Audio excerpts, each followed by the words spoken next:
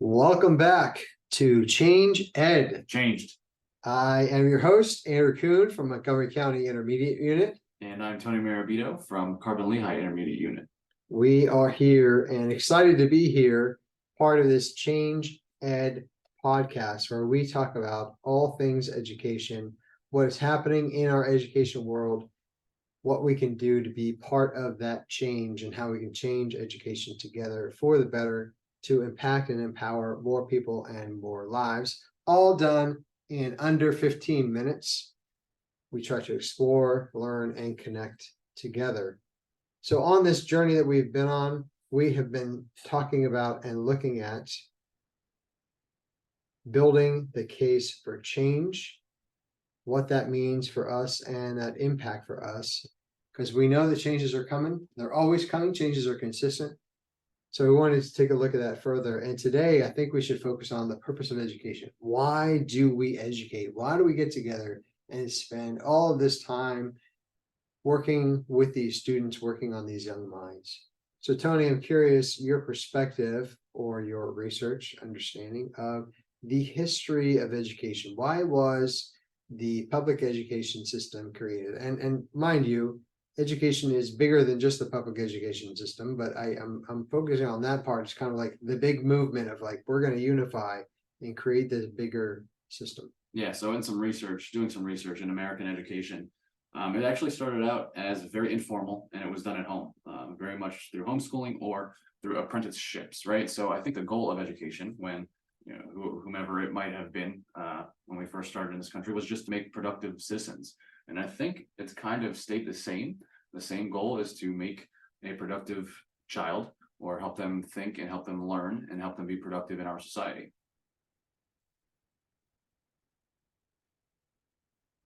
That being said, when doing additional research, it says that American education, we were preparing citizens for active participation in democracy. We were trying to make a skilled workforce, and we were trying to help children personally develop and become critical thinkers. And I think a lot of the shifts that we're doing today are helping us kind of meet that, just with a lot of different aspects as well, like social emotional learning and mental health, due to everything that's happened in the past few years.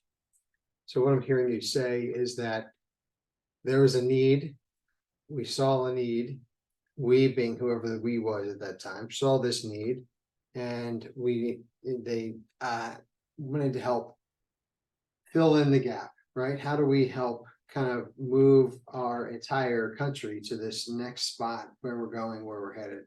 So we organized, created systems, worked hard. It's been a long journey, right? Trying to make it available to all. And what does that look like now? I mean, it's an imperfect system, as all systems are, right? And we're working towards that.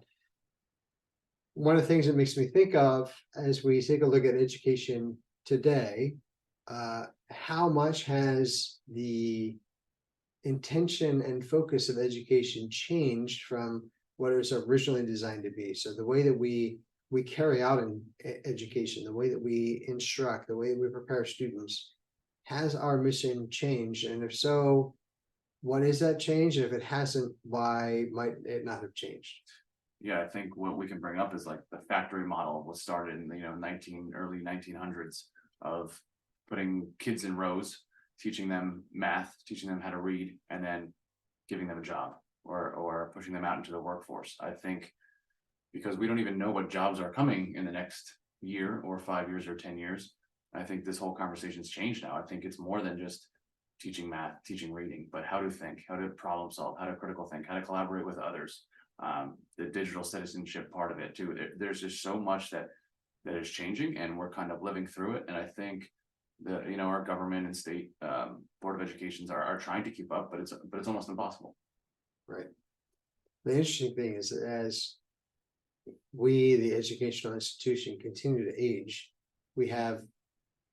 there's more and more available to us. There are new systems, there's new technology. The world is accelerating, right? It's got the foot on the gas pedal as far as just inventions, innovation, creations.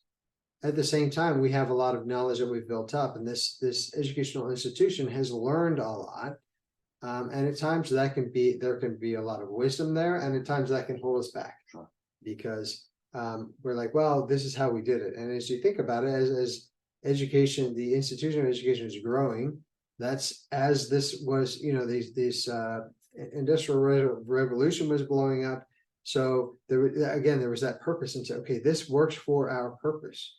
So my question is, in 2023, coming hot off of a pandemic, right, where we flipped things and we turned it all around, what is our purpose? What do we think is the purpose of education?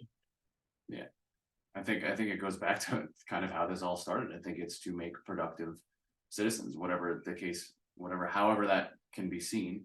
There was a big push for a while there. I know when I graduated high school, everybody went to college, no matter what, right? It was just what you did next. Now there's so much of a larger push towards career and tech schools, the trades, everything, because that's what's lacked. I think we went to college for so many years and we have all these degrees and papers, and now we're missing the plumbers, the electricians that are so needed now, really all over. And just, what might be, I think the hard part here for the government is they're trying to meet every child's needs, and the children in Pennsylvania might need something different than the children in Texas. I think that's what's hard, and I think that's where educators play such an important role, because they can reach people more than just like, let's say, an overarching government decision.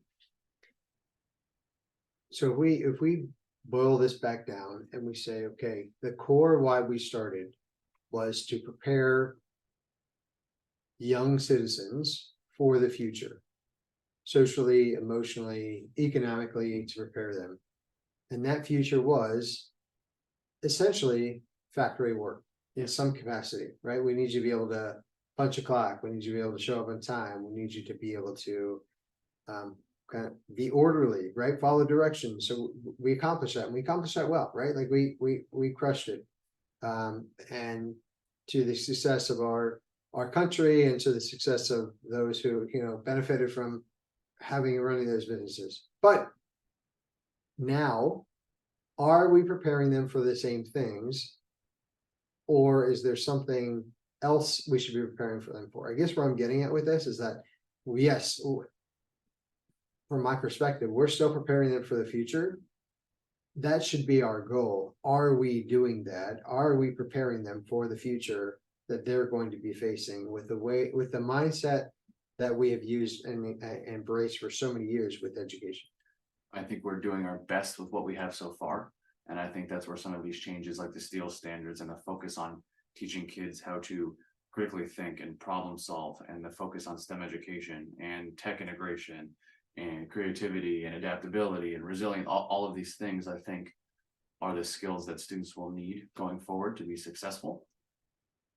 Are we doing our best right now? I would say that we're lacking in some areas, but we are doing our best with what we currently have. And I think we're making those changes and striving to make those changes. It just looks a little bit different per school, per district, per county, per state.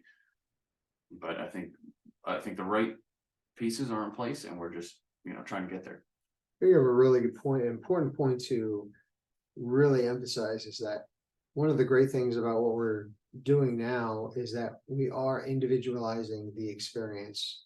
And as compared to when education started, it was like everyone's the same, everyone's going to have this job, everyone's going to do this. And now we know better, and we said this before, we know better, we do better. So we're doing better, and we're individualizing that experience and trying to educate each child as a human being. And I think really what I'm fascinated about is that we don't actually know what the future will look like, because of the advancements we've had, because of the way that things are going. When they started education, they knew we're putting all eggs into this basket, and the baskets were much more limited at that point in time, right? There were specific advancements they were looking at, and how do we accelerate this? For us, there are so many in so many places that we don't know. So the skill set that we're looking to develop with our students is actually vastly different, right? Like beyond needing you to be able to be orderly and punch the clock, I need you to be able to think critically. I need you to be able to solve problems, right? So, in this mindset, if we all agree that pandemics are at some level secular, there will probably be another pandemic that will come around, right? And who knows to what severity, who knows what issues they will face with that. But we have learned from the past, right? Like we learned from the previous pandemic, what to maybe do or try for this one. Whether it worked, varying degrees of success, and you could argue through that, but we're learning from previous learnings, right? We're learning from what we failures, like we talked about in our last session. We learned from that, but also how to, this mindset of shifting for focusing on our purpose. And in a lot of ways, if we get back to our roots, that we're preparing them for the future, what does that look like? And I think it's important just for all of our listeners, specifically your parents, to mention that we actually have more control as educators over the narrative of who we are and what we do than we believe we do. And for us to be able to take time together and just really envision what does that look like, and those critical thinking skills, but also those social emotional skills. I mean, in a lot of ways we can see the writing on the wall about how technology is taking over in a different way, and we need to be able to provide those skills to connect with one another socially, especially in person, but also work through that. What does collaboration look like? What does cooperation, discourse, disagreeing with each other respectfully and still finding a way to move forward? So there's a lot of skills that we're going to need to be able to provide that will serve them not only in their educational career, but beyond. It will serve them, and we can accelerate that, right? We can accelerate for them by focusing on those skills and providing them with those skills, because we can't give them all the answers, right? Right. Well, I mean, you could, because you're Tony Maravito, but for the rest of us, we're just trying to get caught up. I think it's easily lost of why we got into education sometimes, because of all the standards and the testing and everything. We got into education to help kids be successful. I think if we keep that at the forefront and we really try to reach kids on an individual basis, I think we'll get to where we need to be. I can't top that. Tony Maravito with the mic drop. All right. So thank you, listeners, for tuning in. We always appreciate you listening. And I think what we can do is shift a little bit, continue this conversation, and start talking about preparing for the problems of tomorrow, which I'm sure you have the answers. So this is why we have a podcast, so we can solve the world problems and share it with the world. In less than 15 minutes. In less than 15 minutes. We will see you next time.